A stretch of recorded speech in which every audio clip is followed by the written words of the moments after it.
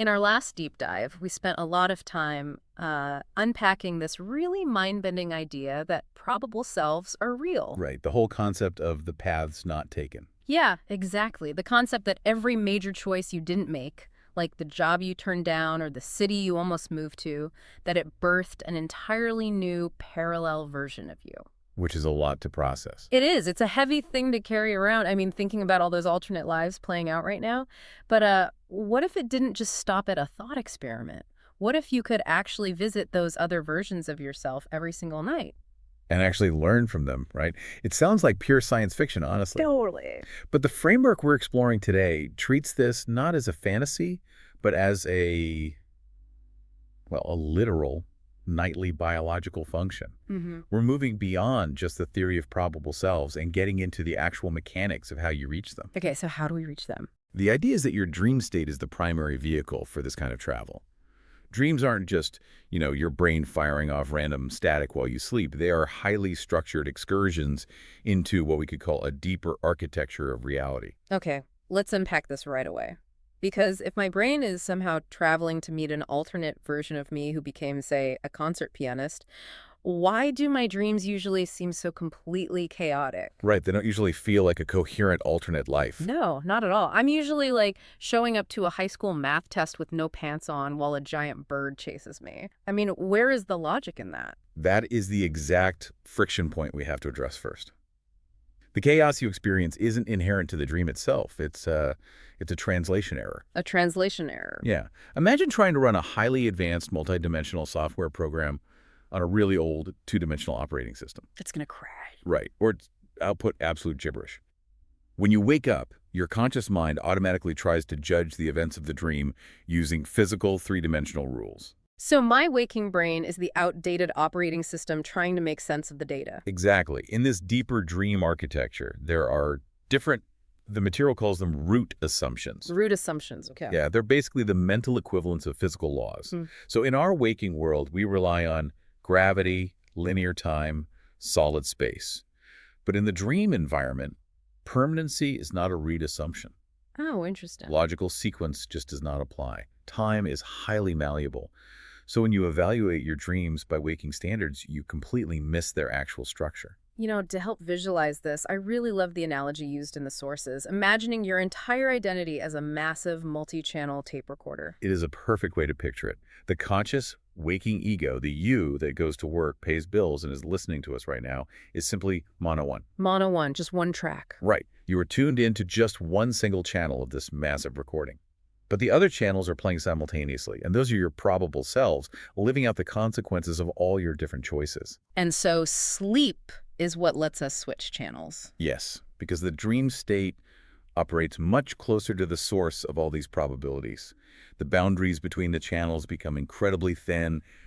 You can literally bleed over into another trap. Wait, hold on, though. There's a biological claim tied to this that I really need to push back on. Okay, go for it. The theory states that these dream experiences aren't just fleeting mental vapors, but that they carry an, I think the phrase was electric actuality, that gets stored within the very cells of our physical body forever. Yes. You're saying my actual biological cells, my liver, my skin, my muscles, are carrying physical memories of an alternate life I dreamed about 10 years ago. How does that even make biological sense? I know, it's a massive claim. Yeah. But think about the mechanics of how your body reacts to a normal dream right now. If you dream you're running from a threat, what happens? My physical heart rate spikes. Exactly. You might wake up covered in real sweat, with cortisol pumping through your actual veins. Your body doesn't know the difference between a physical lion and a dream lion. It mounts a real biological response either way. Right. I've definitely woken up exhausted because I spent the whole night stressed out in a dream. Now take that biological mechanism and apply it to a deeply profound, coherent dream where you actually visit a probable self. The emotional resonance, the skills you observe, the problem solving, you engage in those, trigger real neural pathways. Oh, wow. So it's leaving a mark. They leave chemical markers, yeah. It's almost akin to epigenetics, where environmental factors can switch genes on or off. The emotional and electrical reality of the dream leaves a permanent physical residue in your cellular makeup. Even if your waking mind forgets the dream 5 minutes after your alarm goes off. Which means we are essentially carrying around the physical residue of multiple lifetimes of experience. Yeah. All gained while we were just passed out in bed. It really changes the definition of a good night's sleep, doesn't it? It really does, and it brings us to how we actually use this architecture. The dream state is presented here as a massive, highly sophisticated, creative laboratory. A laboratory for testing choices, exactly. Right. There's this incredible scenario mapped out in the material about a man who was agonizing over his career path. He was trying to decide whether or not to become a doctor. Oh, this is a great example. Yeah. And in his dream framework, he didn't just, weigh the pros and cons. He spent 3 entire years experiencing exactly what it would be like to be a doctor. A full 3-year simulation compressed into his sleep cycles. Right. And you really have to pause and think about the mechanics of that. He didn't just get a highlight reel. He experienced the day-to-day grind. The exhaustion of residency. The smell of the hospital, the emotional weight of losing a patient. He gathered all of that visceral experiential data, and when he woke up, his subconscious passed the bottom line of that data to his waking ego. And ultimately, he used that insight to make his physical choice. Yeah, and he chose a different path. He didn't become a doctor. But the crucial twist here, and this is where the multi-channel idea really solidifies, is what happens to that dream simulation after he wakes up and chooses differently. See, this is the part that gave me a genuine pause. That Dr. Self doesn't just vanish into thin air because the waking ego decided to do something else. No, it doesn't. The simulation was so complete, so infused with consciousness, that it achieves its own momentum, that Dr. Self continues to exist in an alternate probability. The simulation basically becomes its own reality. And it creates this cascading effect.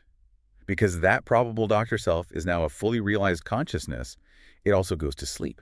Right. And it might dream of a probable universe where it decided to be an artist. Okay, I have to admit, that makes me deeply uncomfortable at first glance. The idea that my mind is just spinning off independent realities based on my discarded choices. I mean, is there an ethical weight to that? What do you mean? Do we owe something to these versions of ourselves that we effectively abandon just so we can live out our alternate choices? That is a very natural reaction. It feels like a massive responsibility. But the framework is clear that you are not abandoning them. And you aren't their puppet master either. Okay, so what is the relationship then? You share the exact same psychic roots with these probable selves. And because you share that root system, there's a constant subconscious interchange of information. You aren't abandoning them. You're expanding the overall resource pool of your identity. So it's not a closed loop.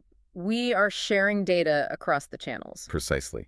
You can actively draw upon the unexpressed talents, the emotional resources, and the adaptability developed by your other selves. So if a probable version of me pursued art, I can tap into that creative wellspring in my current life to solve a problem at my, accounting firm. Exactly. They are part of your larger gestalt. Which brings up the most obvious question. If I'm tuning the dial in my sleep, shouldn't I eventually bump into one of these other versions of me? Do people ever actually meet them? They do. And the accounts of these meetings are fascinating because they aren't always what you'd expect. Take Jane Roberts, the author who channeled much of this material. Right. She documented her own experiences, visiting probable realities vividly. Yeah, she had a specific dream where she encountered a version of herself who had never met her husband, Rob. Yes. In this probable reality, Jane had become a highly successful academic. She had achieved a level of professional stability that the waking Jane really struggled with at the time. But there's a catch, right? A huge catch. Yeah. This alternate Jane was profoundly lonely. She had the career, but she lacked the deep, grounding partnership she had with Rob in her physical waking life. And what's interesting to me is how she used that dream. It wasn't just an escape or a fantasy. When she woke up next to Rob, the contrast was visceral. It gave her a totally new perspective. Yeah, this profound, bone-deep gratitude for her current life. It reframed her waking reality completely. She also accessed another probable self who had died quite young. Experiencing the abrupt end of that timeline deepened her appreciation for simply being alive in her current framework. So these aren't just fun trips. They are deeply informative. Absolutely. But they can also be incredibly confronting. There's another documented anecdote involving a woman named Sue Watkins, a student of Jane's. She decided to actively test this theory. Right. She literally told herself before going to sleep that she wanted to navigate a probable system. And she succeeds. In her dream state, she wills herself to visit the apartment of Jane and Rob, but in an alternate probability. And the scene she witnesses is so specific and honestly really eerie. Very eerie. She steps into this alternate apartment, and it's like an inverse of the reality she knows.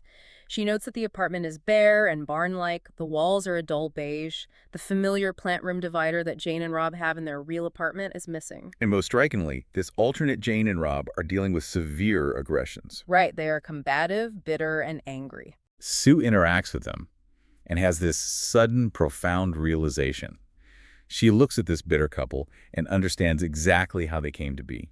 I want to slow down here because this is the aha moment that really hit me. It's a big one. The original physical Jane and Rob had actually created this probable reality out of their own discarded fears and negative emotions.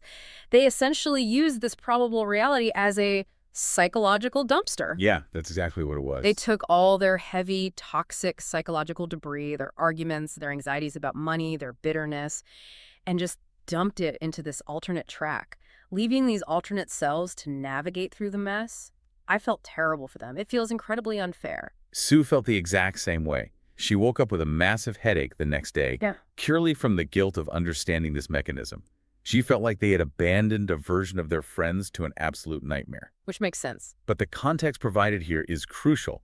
We absolutely do not need to feel guilty about spinning off negative probabilities. Why not? I mean, if I'm creating a reality where I'm miserable, how is that not a bad thing? Because it is not a punishment. It is a vital pressure valve. This is the natural mechanism of consciousness. It's how your psyche clears away debris so that you can function in your primary physical reality. Okay, I think I'm following. Think about it. You cannot actualize every single fear or anxiety you have in your waking life, or you would be paralyzed. You would never leave the house. So those intense fears are actualized in a probable reality. But, and this is the key, those probable selves are not helpless victims. Because they are still you. They have your resilience. Yes. They possess all of your native talents and abilities. They have the tools to evolve beyond those specific fears and build a meaningful existence, just from a much more difficult starting point. So they work through the debris so you don't have to. Exactly. Okay, so if I want to play Dream Detective tonight, how do I know if I'm just processing yesterday's stress about my boss, or if I have actually slipped into a probable reality and I'm visiting an alternate life? There are specific clues to look for. When you wake up and record your dreams, which, by the way, is a necessary first step, look for the feeling tone. The feeling tone. Yeah. Are you in a bizarre landscape or architecture that doesn't conform to your normal world? Like the dull beige walls and the missing plant divider. Right. Or look for places you have never actually traveled to physically, but that feel distinctly like home in the dream. You have an innate sense of familiarity with a place you shouldn't know. That makes sense. What about the people? Pay special attention to the people. Look for unknown characters who feel intimately familiar to you, or familiar people behaving in totally uncharacteristic ways, living out different life paths. There is also a rule for navigating this architecture that completely blew my mind. It's like the ultimate reality check to know if you've gone deep into this framework. I call it the shadow rule. Ah, yes. It perfectly illustrates how the physics change when you enter that deeper dream environment. So in waking life, a physical object like a brick, building, casts a shadow because it blocks physical light. It's a fundamental law of our reality. But the framework states that in the dream environment, objects do not cast shadows. Because the objects in dreams are constructed of a different kind of energy. They aren't solid in the way we understand it. But shadows do exist there. Yes. Thoughts and feelings cast shadows in dreams. It is a brilliant inversion. And you have to understand why this happens. In our waking world, if you stand next to a massive building blocking the sun, you feel physically cold. In the dream world, the emotional reality is the solid bedrock. So if you have a massive repressed anxiety, that anxiety is the dense, solid object. Exactly. It blocks the light of the dream environment. That is such a visceral way to understand it. I'm picturing walking down a sunny street in a dream and suddenly noticing this giant, dark, freezing shadow stretching across the pavement. And instead of looking up and seeing a skyscraper, I look up and realize, oh, that's not a building. That's my deep-seated fear of failure casting a literal eclipse over the environment. It's powerful. And once you can recognize that landscape, you can begin to actively work with it. The framework provides a method for this, starting with what we could call a probable dream inquiry. I really want to know how to do this tonight. How does the inquiry work? Before you go to sleep, you set a very specific intention. You tell yourself, tonight I will visit a probable self who holds wisdom for my current life. Can I be more specific, like asking for a specific skill? Definitely. You might specify the skill, say, the adaptability of the version of you who decided to travel the world instead of settling down. Okay, then what? Upon waking, before you look at your phone or get out of bed, you write down any fragments. And then you ask yourself, what was I doing? How did I feel? What can I learn from that version of me? It sounds simple, but there is an exercise tied to this that actually made me deeply uncomfortable at first. Oh, I think I know which one you mean. It takes this cosmic theory and turns it into a tool for altering your past, which borders on feeling like self-deception. You're talking about the exercise for resolving a disturbing past event. Right. The exercise asks you to take a memory of something that genuinely upset you in your past. And in your mind, you vividly imagine that event completely wiped out and replaced by a highly beneficial outcome. And you repeat it. Yeah, you are supposed to replay this new positive version with great emotional intensity multiple times. Now, my immediate reaction to that is, isn't that just lying to yourself? If I bombed a job interview 10 years ago, pretending I nailed it doesn't change the fact that I didn't get the job. It's a completely fair pushback, and it's why we have to explain the mechanism behind it. The framework states emphatically, this is not self-deception. You are not trying to change the physical facts of your accepted history. So what are you doing? When you vividly focus on that beneficial outcome, you're actually tuning your dial to a probable event that did in fact happen to a probable self. Wait, so because all probabilities exist simultaneously, there is a literal, tangible reality where I didn't bomb the interview? Yes. Or where that awful argument didn't end your friendship. The disturbing event happened in your timeline, but the beneficial event happened in a probable past. Okay, I'm tracking with you. By focusing your mental energy and emotional intensity on the positive outcome, you are creating electromagnetic bridge. Let's avoid the jargon there. What does an electromagnetic bridge actually do? It shifts your current physiological state. By focusing intensely on the reality where you succeeded, you are pulling the emotional wisdom, the confidence, and the nervous system regulation from that probable self right into your current body. Oh, wow. You are rewiring your present psychological state to align with the self who actually experienced the good outcome. You are hacking the multi-channel tape recorder. You're reaching over to track 4 where the song didn't skip and playing that audio through your current speakers. That is a brilliant way to conceptualize it. Yeah. You use the natural interchange between probable selves to heal your current timeline. You suggest trying this exercise for just 1 week. A week seems doable. Use the Probable Dream Inquiry before sleep. Record your dreams and just notice if you suddenly feel new skills, perspectives, or emotional resources emerging in your waking life during the day. So what does this all mean for us, as we navigate our day-to-day lives? If we distill all of this down, the core takeaway is a radical redefinition of your identity. It really is. You are not just this isolated, fragile ego trapped on a linear timeline, marching inevitably from birth to death, terrified of making the wrong choice. No, you are part of a vibrant, dynamic life cloud of probabilities. You are constantly sharing inspiration, testing out ideas, and exchanging emotional support with a vast family of selves. And they're all operating just outside your peripheral vision, and they are always accessible. Always. It makes the universe feel so much less lonely, and choices feel so much less paralyzing. If every path is explored, no potential is truly lost. Beautifully said. But we can't end this deep dive without touching on the ultimate mind bender hidden in this framework. Ah, yes. If we connect everything we've discussed today to the biggest possible picture, the concept leaves us with a truly provocative thought. Lay it on us. It suggests that our physical world, the earth, our society, the reality we consider so hard and fast, is actually a dream level for other types of consciousness. Meaning, our highly structured physical reality is just a shared dreamscape for beings operating at a different frequency. Exactly. Which forces you to ask a rather dizzying question. I'm bracing myself. If you spend your nights dreaming of probable selves, visiting alternate lives in your sleep, is it possible that your waking life right now, everything you're experiencing today, is simply a vivid, complex dream that one of your probable selves is having? I might need a minute to recover from that one. That completely flips your perspective, but it perfectly frames the challenge for tonight. And next time, we are going to explore another incredible function of this architecture. We'll be looking into how your dreaming self actively diagnoses and heals your physical body while you sleep. But for now, when you close your eyes tonight, remember that you aren't just turning off. You are changing channels. So set your intention. Pay closer attention to where you travel. You just might meet the version of you who made all the right choices.